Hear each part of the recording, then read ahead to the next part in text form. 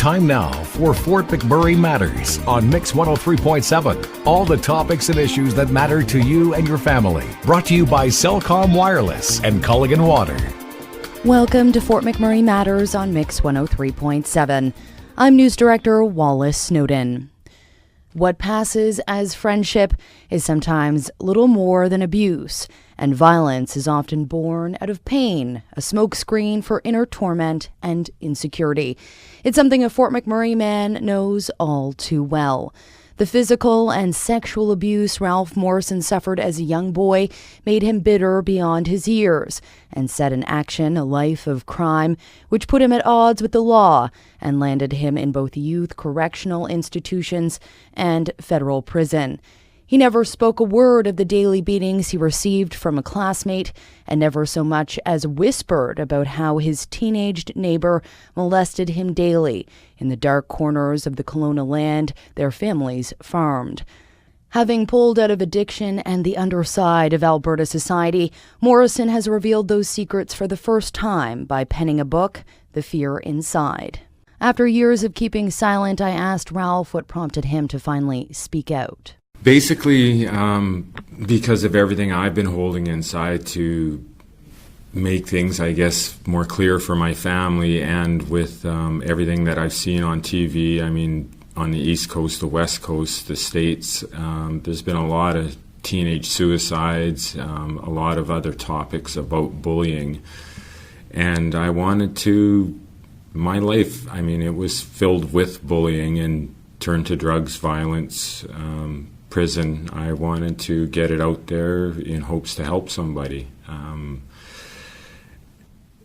I held on to my fears from the age of grade 3 until now, the age of 52, and I'd hate to see other people do the same thing. Mm-hmm.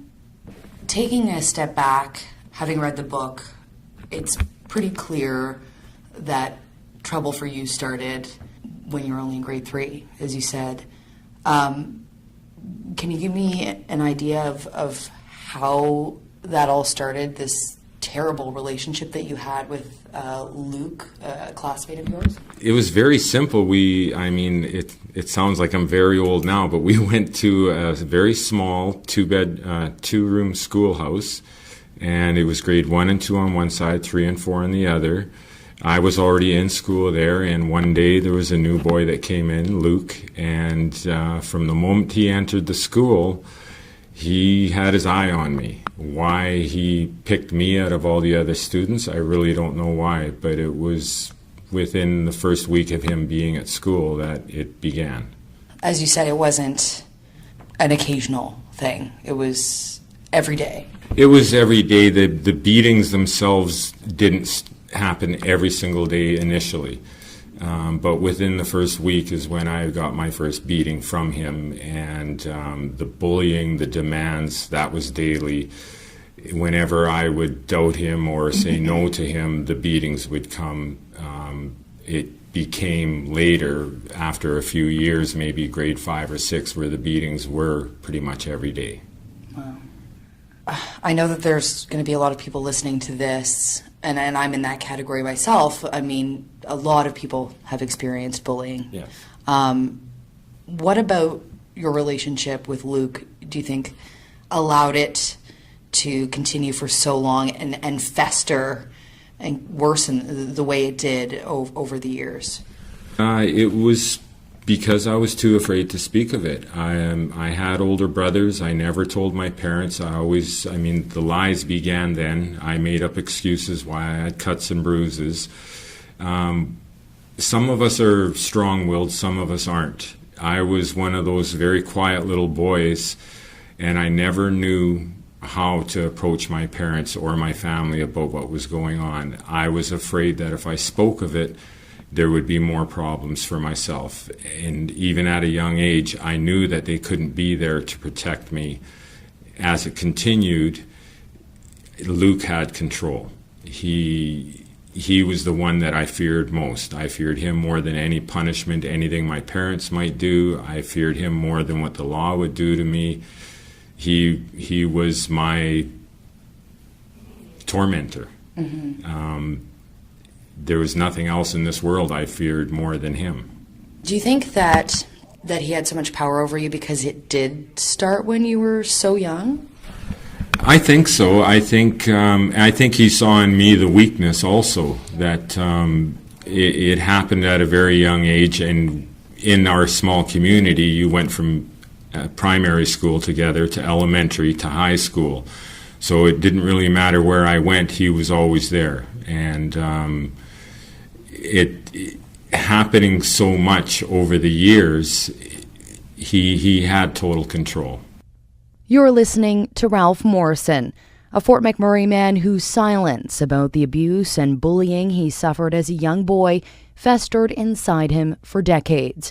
And although his painful memories still haunt him, he's penned a confession of sorts, bringing his past to light for the first time in his book, The Fear Inside. More with Morrison when we return. You're listening to Fort McMurray Matters on Mix 103.7, brought to you by Culligan Water and Cellcom Wireless. We'll be right back after this.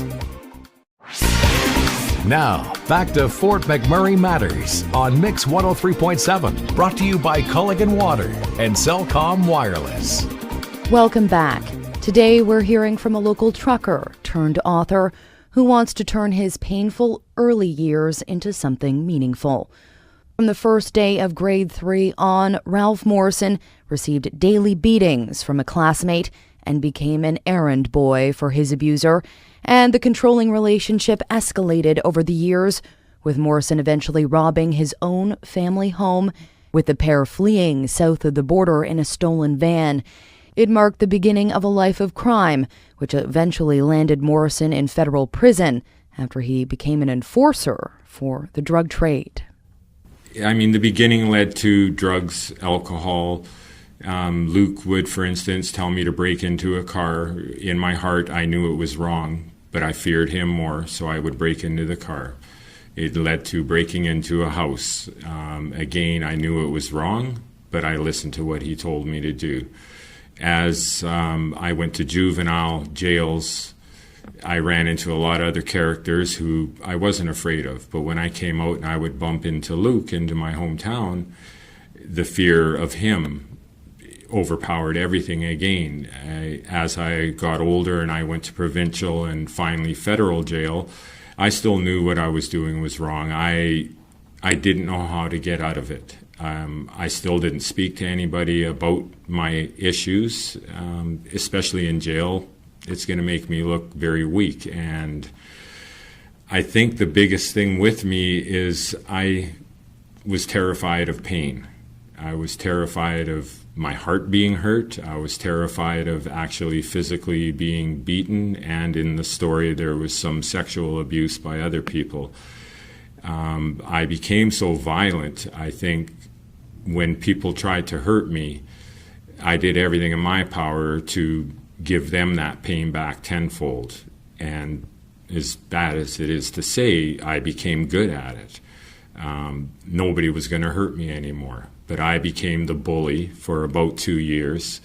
And then something else clicked in me, knowing that that was wrong. Whenever I would go somewhere, if I saw a group of guys picking on one guy, I ran to the group of guys and said, "Pick me, please pick me." Mm-hmm. But it's sort of, I was bullied, I became a bully, then I became kind of a defender of people that were being bullied, and it all led into the drugs, the alcohol, the prison. And in the book, it speaks of a voice that came to me later in my life, and that's when everything started to change, and I was able not to speak about it, but I was able to have enough strength to stop doing the drugs, stop the alcohol, and stop the violence. That voice prompted Morrison to wake up suddenly one night and walk from Red Deer, Alberta to Kelowna, BC on foot on the highway. He then turned himself into the courts, where he was wanted on 2 warrants, having beaten 2 men to a pulp, landing them in hospital in critical condition. But even after coming clean to the courts, he kept silent about the abuse that started it all.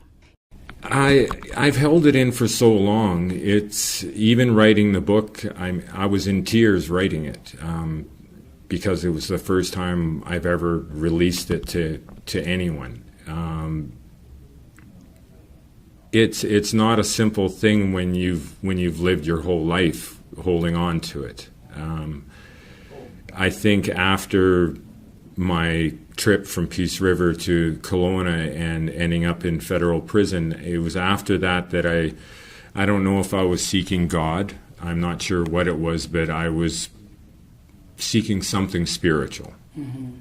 And just in time, I went to many different churches, many different religions, and I was looking for answers for myself. I knew that inside me there was a loving, peaceful person, and I didn't want, and I still don't want, to ever see the inside of a prison again. I knew that part of my life was over. If I continued, I would be dead. From the alcohol, the drugs, the violence.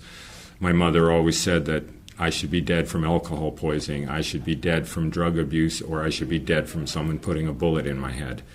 And I truly believe that, but I think it was the spiritual end of things that finally inside myself I could start at least admitting to myself the wrongs that I was doing, and as far as admitting it and opening it up to the world, it didn't happen until I was in Fort McMurray at this time, and it just kind of hit me the one day. A lot of people have always said, tell your story, but they didn't even know my story. And I sat down one day and started to write, and I thought, if I'm going to be honest about this, I'm going to be totally honest. And you spoke in the book about the fear even over writing this confession, in a sense. How has finally speaking your truth, the truth of your life, changed things for you?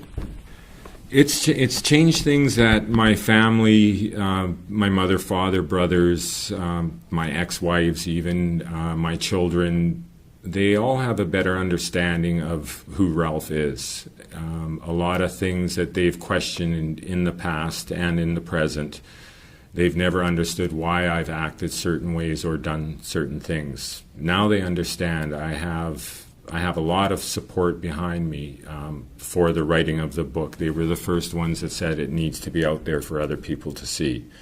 I just hate the thought of someone else living their life holding on to their demons inside.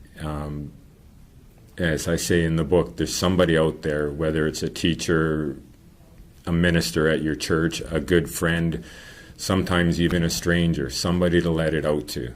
Just don't hold it in. Don't do what I did. Have you ever let your imagination kind of run wild and think about what your life would have been like if you had spoken out when you first started experiencing that abuse?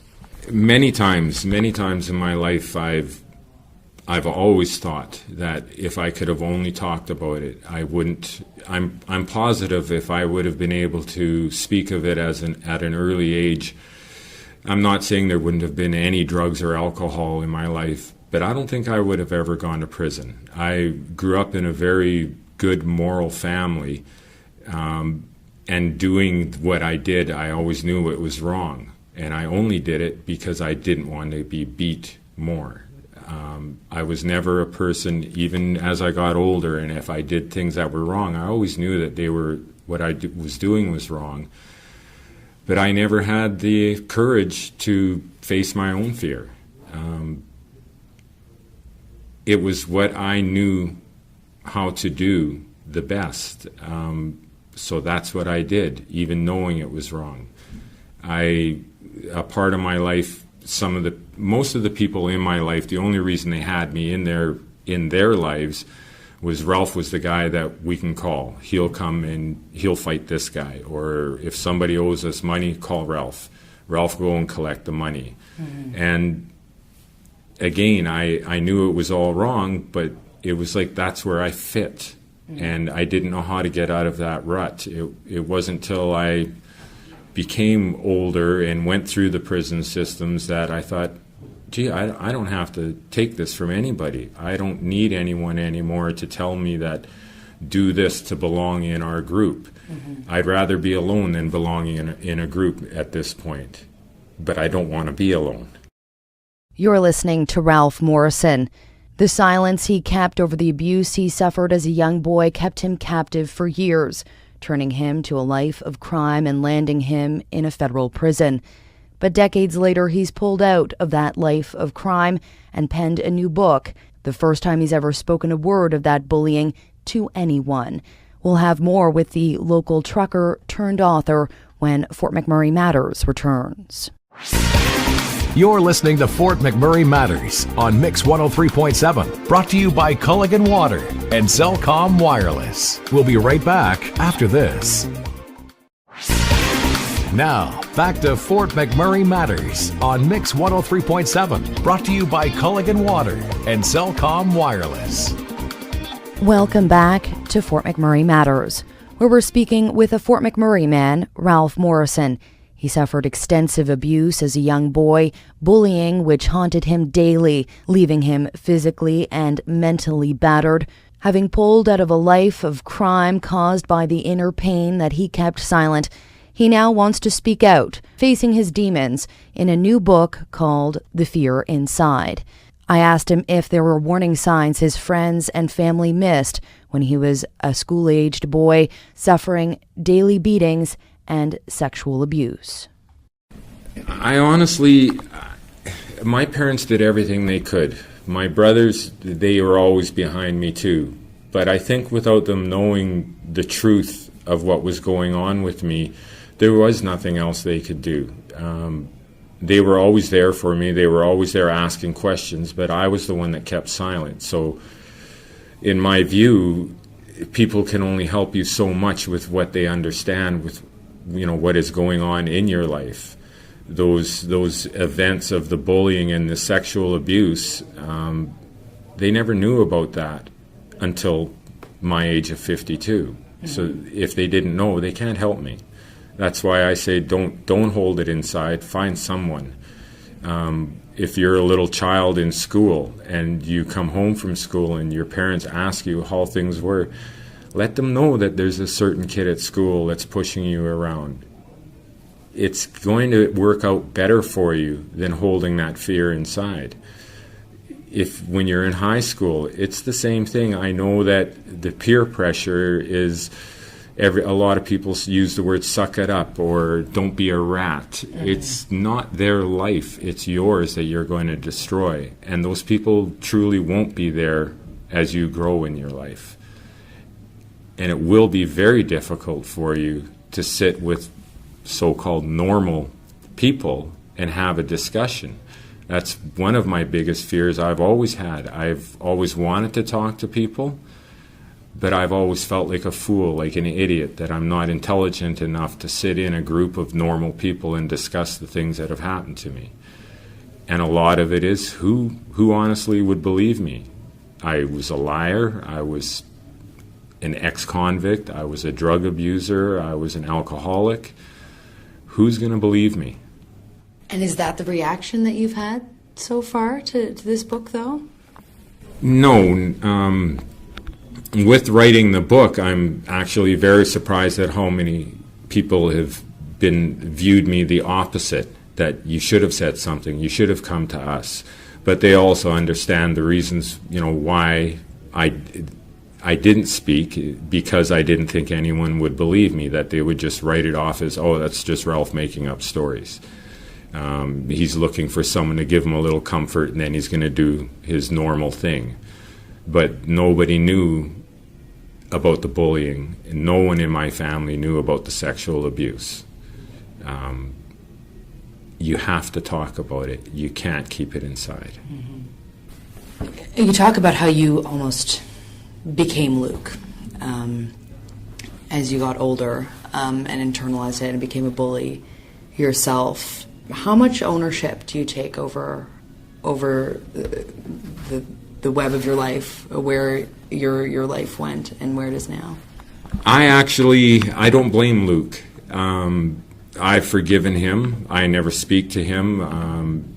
But everything that's happened in my life, it's my doing. Mm-hmm. I don't blame anybody else for it. Everything is It's what I've done. It's what I've created. From the bad to where I am now, which I'm viewing as good.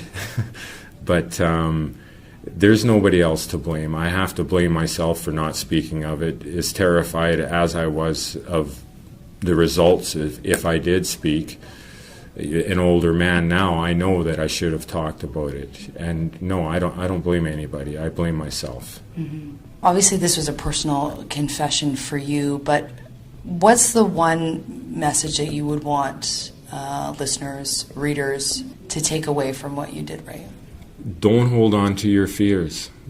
That's, I think, the biggest thing is there is somebody out there. It might be hard to find them, but you have to talk about it. You can't.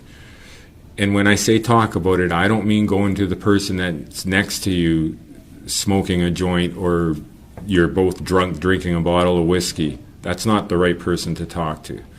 Every one of us knows in our heart, I believe, that there's that certain someone that they could go to. We might be too afraid to do it, but we have to. We have to go to them. We have to confess.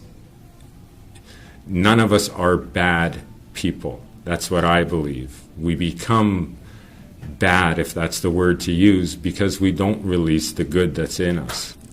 I just truly hope people will read the book with an open heart and an open mind, and they will understand it. Whether it's a parent looking at their teen, wondering why they're doing what they're doing, try to have more understanding, and by you dictating to your child as a parent, you have to remember that that teenager or even younger child, their views of correct wording or the proper way of doing things aren't going to be the same as yours. My parents were always there for me, but I felt like I would be in more trouble by speaking to them. There's good out there in all of us. Sometimes the more pressure will close the door. You've been listening to my conversation with Ralph Morrison, a local man who's penned a new book called The Fear Inside, where he faces his demons and his sordid past. For decades, he kept silent about the physical and sexual abuse he suffered as a child. Now he wants to make sure that children in our community aren't doing the same. You can order his book online at authorhouse.com. You're also encouraged to reach out to the author himself at ralphmorrison_@hotmail.com. Once again, that's ralphmorrison_@hotmail.com. I'm News Director Wallace Snowden. Thanks for tuning in. This has been another edition of Fort McMurray Matters on Mix 103.7, brought to you by Cellcom Wireless and Culligan Water. If you have a question or comment about today's topic or have an idea for a future show, please contact the news department by emailing mixnews@mix1037fm.com.